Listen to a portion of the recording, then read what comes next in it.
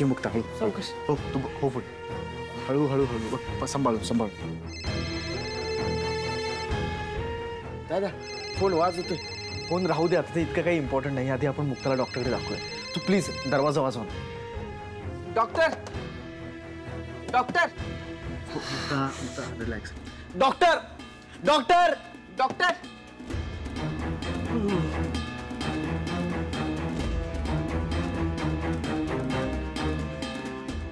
Doctor ही माझी wife आहे.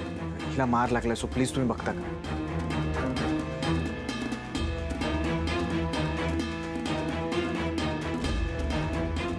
डॉक्टर हे बघा, मला माहिती आम्ही ऑड टाइमला आलोय, पण प्लीज जरा बघा नाही का. हो हो एक मिनिट घ्या घ्या त्यांना आत घ्या क्लिनिक मध्ये. चल मुक्ता लई लई दुखते. नाही नाही नाही सहन नाही होते. हळू हळू हळू हळू एक मिनिट हळू. दुखतंय? लईच दुखतंय. मुक्ता थोडा धीर धर. ओके हळू हळू हळू हळू. नाही लई दुखतंय. एक मिनिट थांबा. ओके बस बस लई दुखतंय मला. बघा ना. अगं हो माहिती आहे, पण प्लीज डॉक्टर जास्त सिरियस नाही आहे ना? फ्रॅक्चर आहे बहुतेक. खरंच असेल तर आता बघा म्हणजे ते तर एक्सरे काढूनच बघावं लागेल. आणि जर हाड मोडलंच असेल तर आपल्याला ऑपरेशन करावं लागेल. आणि जर छोटा क्रॅक असेल तर तो काय म्हणजे प्लास्टरने पण नीट होईल. हा पण त्यासाठी किमान म्हणजे हाड जुळायला 50 ते 60 दिवस तरी लागतील.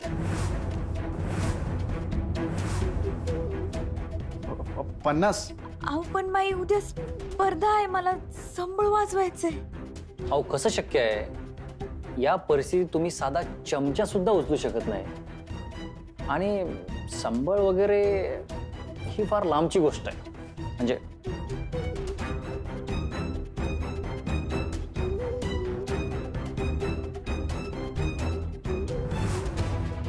त्याला असा पडवतो ना बघा तो. काय रे आता कांताचं घर तुला माहित नाही असं सांगू नकोस. नाही नाही माहिती. हा मग कुठे आहे? इथेच आहे. चल दाखव. चल चला रे बघा सगळीकडे दिसतोय की नाही. अहो डॉक्टर उद्याचा दिवस मी वाट बघत जगत होते. एक दिवस मी जगासमोर संबळ वाजवत असेल आणि सगळे माव कौतुक करत टाळ्या वाजवत असतील. हे सपान घेऊन जगत होते. स्त्रीनं संबळ वाजवू नये हा विचार बदललेला असेल. बाबा कौतुक ऐकून अण्णांचं उर भरून आला असेल. हे स्वप्न बघतच मी जगत आली. माय अण्णा माय वडील लय मोठे संबळ वादक आहेत. त्यांची लय इच्छा आहे की आमच्या घराचा या संबळ वादनाचा वारसा पुढे जायला पाहिजे. ही लोककला जिवंत राहायला पाहिजे. मला त्यांच्यासाठी जावंच लागल. त्या माणसाने लय काही केले माझ्यासाठी. त्या माणसानं समाजाचा विरोध झुगारून लहानपणापासूनच त्या मुक्ताच्या डोक्यावर हात ठेवले. ते आहेत ना म्हणूनच माझ्या संबळाला नाद आहे. त्यांच्यासाठी हे करावंच लागल.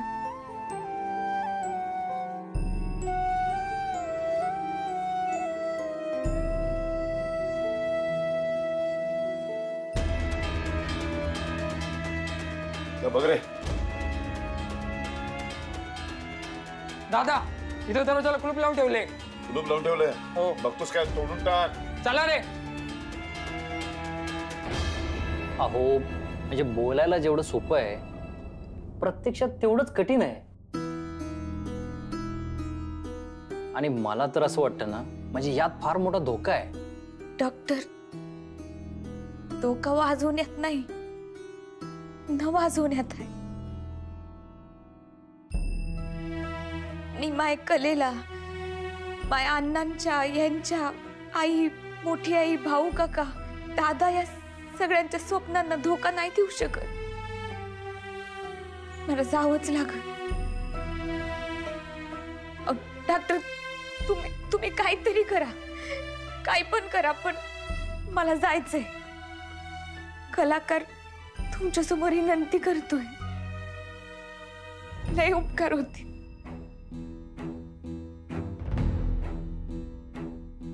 पण तुम्हाला एवढा मार लागला कसा?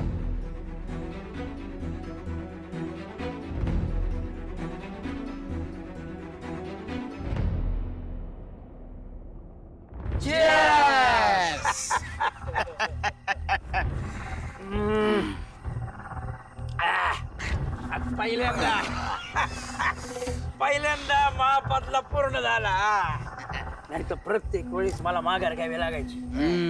पण कांता शेठ, आपल्याला पळून यावं लागलं, पण त्या मुक्ताचा आपण हात मोडले. ज्या हातानं तिने मला मारलं, ज्या हातानं संबळ वाजून ती मात करायची, ते हातच मोडले. आता स्पर्धेचा विषय संपला. घे वाजवायला हातात गाड्या घे. संपली मुक्ता, संपली. वडा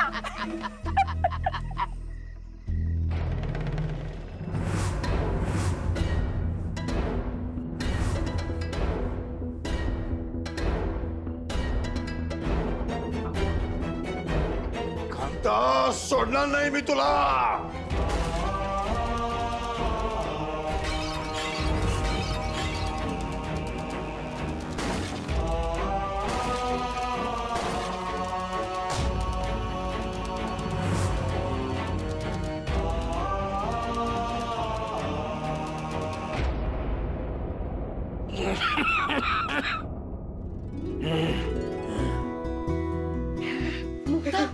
आली.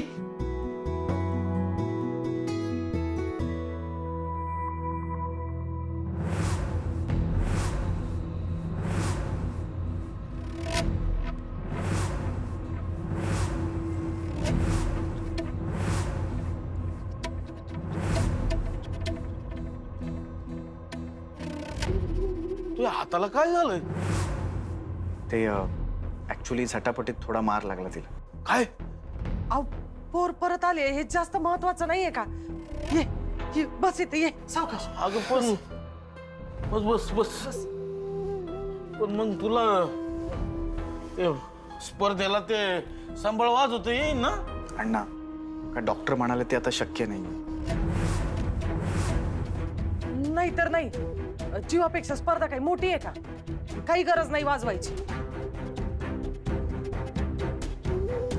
मी वाजवणार. मी स्पर्धेला संबळ वाजवणार म्हणजे वाजवणार. अगं पण तुला त्रास होणार ग. अगं, मी स्पर्धेला संबळ वाजवला नाही ना, तर मला जास्त त्रास होईल. आपल्या अडचणी, त्रासात प्रत्येक वेळी हे संबळच आपल्या बरोबर होतं. त्यानं आपल्याला जगायला शिकवलं, आनंद दिला. अण्णांचा आजार आडवा नसताना आला तर अख्ख्या महाराष्ट्राला त्यांच्या संबळाची ओळख झाली असती. आणि मला त्यांना त्यांची ओळख मिळवून द्यायची, त्यांचा वारसा पुढे न्यायचा. अण्णांसाठी मी त्या मंचावर उभी राहणार म्हणजे राहणार.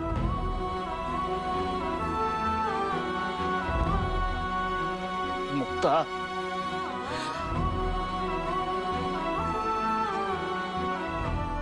मुक्ता, बाळा, एका जन्मात आपल्या बापाला किती वेळा जिंकणार आहेस तू? जा पोरी, जा, वाजव आणि दाखवून दे जगाला. बापाचं नाव असो नाहीतर वारसा, फक्त पोरच नाहीत तर पोरी पण समर्थपणे पुढे चालवू शकतात. जा जा.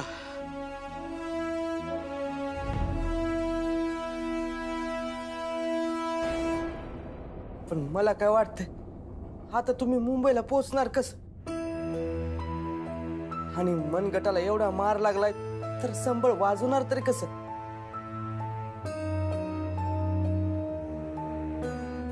मला सुद्धा माहित नाही, पण मी प्रयत्न करणार. मुक्ते, माव चुकलं ग. मायामुळेच तू ही अवस्था झालीये. काय असं काय बोलती? नाहीतर काय, आम्हाला त्या कांतानं निघून जायला सांगितलं आणि आम्ही खुशाल निघून आलो. मी तरी थांबायला पाहिजे नव्हतं ग, पण मला भीती वाटली. मला वाटलं जर आपण थांबलो ना तर तुला काहीतरी खरं. पण आता असं वाटत आहे, मी जर थांबले असते ना तर तुला वाचवू शकले असते. पण मला खरंच तुझ्या जीवाची भीती वाटत होती ग. मी काय केलंय मला नाही समजत, पण मला माफ कर. मावा चुकलं. आई, असलं काय करतेस तू? अजिबात वाईट वाटून घेऊ नको. तू यात काही दोष नाही अगं. तू फक्त मला तू आशीर्वाद दे, तो जास्त महत्वाचा आहे.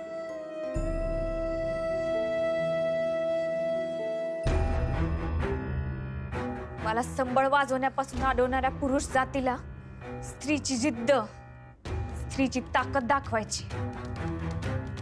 त्यांना कळायला पाहिजे स्त्री कमजोर नसती, हे त्यांना आता सांगायलाच पाहिजे. आणि बघ ना किती अडचणी पार झाल्या. आज तू माझ्या पाठीशी आहे. दादा त्यांचा सगळ्यात मोठा विरोध होता, तो पण आता पार झालाय. उलट त्यांना माझ्या कलेचा अभिमान वाटतो. हे सगळं झाल्यावर मी कशी मागे जाऊ? आता खरा संघर्ष ना हा घराबाहेर आहे. स्त्रीची जागा म्हणजे फक्त घरकाम, चूल आणि मूल. हा पुरुषी विचारले खोलवर रुतलाय. तो मिटवण्याची संधी मला मिळते, तुझ्या मुलीला मिळते. ती संधी मी कशी गमवू? या हाताला लागले म्हणून मी ही संधी नाही सोडू शकत.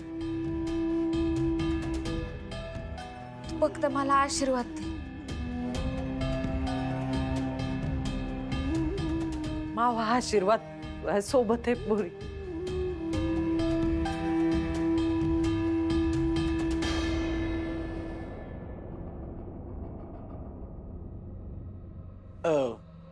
जावय बापू, मोठे मालक कुठे आहेत?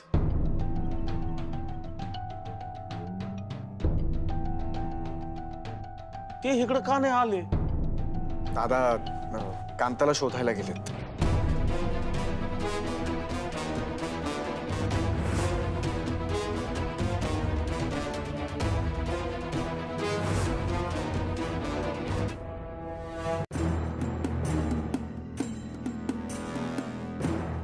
काय रे, भैरू येईल ना घरी? हा, माहित नाही. मला वाटतं ना तू घाबरला असेल. मला थोडी शंकाच वाटते तू येईल. देवाकडे प्रार्थना कर घरी यावा म्हणून. पण जोपर्यंत तो घरी येत नाही ना, तुझी इथून सुटका होणार नाही, लक्षात ठेव. नाही नाही, माझी काहीच हरकत नाहीये. भैरू तुमच्या सुनेसोबत लई म्हणजे लई चुकीचं वागलंय. त्याला अद्दल घडली पाहिजे. मी तुमच्या सोबत आहे. तुम्ही त्याला जी शिक्षा करायची ती तुम्ही करा. शिक्षा तर होणारच त्याला. इतकी भयानक शिक्षा देणार आहे ना मी त्याला आणि कांताला की पुढची कित्येक वर्ष या शिक्षेची चर्चा व्हायला पाहिजे. देव सुद्धा या दोघांना पुन्हा जन्माला घालताना 10 वेळा विचार करेल. इतकी भयंकर शिक्षा देणार आहे मी दोघांना. भैरूचं काही सांगता येत नाही. हा पण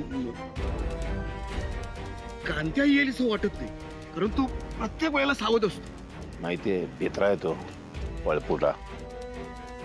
मी जोपर्यंत त्या गावात आहे हे त्याला माहितीये तोपर्यंत येणार नाही तो. त्याच्या मुसक्या आवळल्याशिवाय मी इथून जाणार नाही आता. कांत शेठ निघू का मग? निघा निघा. चला. ए हा. आणि जपून जा. रस्त्यात मध्ये कुठे थांबू नका, नीट घरी जा. एकदम सुमडीत जातो. नाहीतर डोक्यात माच कराल आणि सगळ्यांना गुचाड्यात घ्याल. भैरू शेठ चल. जपून.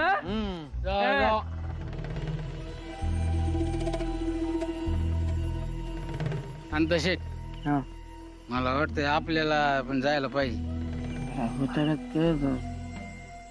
हो कांता शेठ कसला विचार करीत आहे? आपण पण घरी जाऊयात का? येणा झाला का तू? येणा झाला आहे काय डोकं? तो रावसाहेब गिदाडावाने गावावर गिरट्या घालत असणार. इथं बरं आहे, सुरक्षित आहे.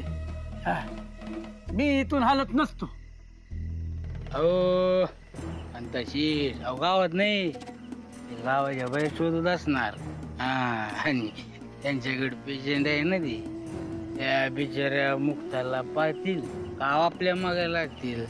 चला. ए बाबा, आपण मुक्ताचे जे हाल केले ते बघून ते फक्त शोधून परत जातील. मी इथंच बरं आहे, तुझा तुला कुठं जायचं ते. चालेल चालेल कांता शेठ. मी काय करू, मी असं लपून छपून जातो आणि ते माझी हातली कपडे घेऊन येतो. ते हातली कपडे ना ओली झाली. बरं तुम्ही काय काळजी करू नका. मी तुमच्या बी घरी जातो आणि तुमचे कपडे घेऊन येतो. पण तोपर्यंत ना तुम्ही इथनं हालू नका.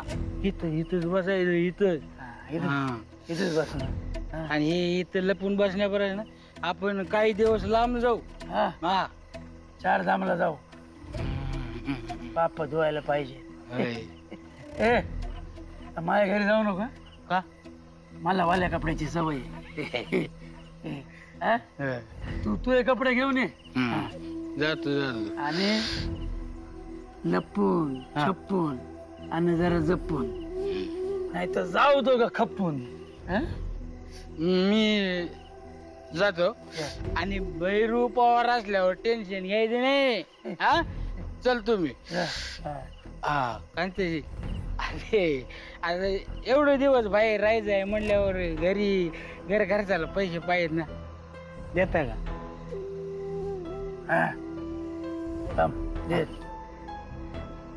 माझ्या हातात कडं असतं ना सोन्याचं, तर तुझ्यावर खुश होऊन आज तुला तेच दिलंस. दे गे. ठीक आहे, पैसे ठेव. थँक्यू कांदाजी, थँक्यू. जपून जपून.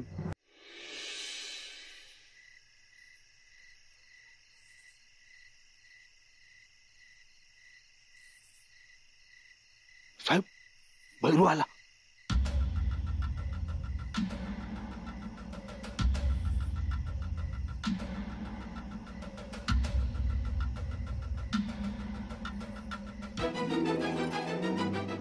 भैरू, अरे काय केलंस तू हे?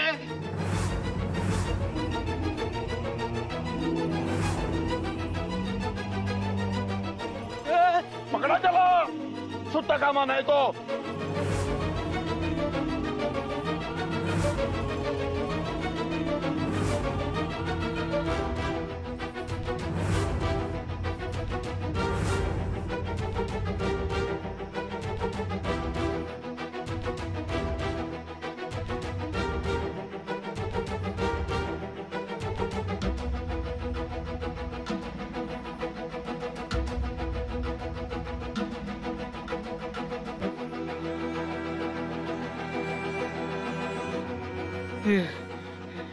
वाचलो वाचलो.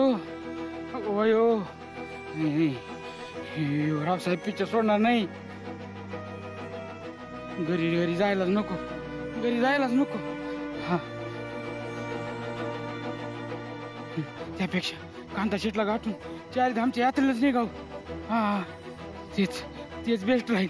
हा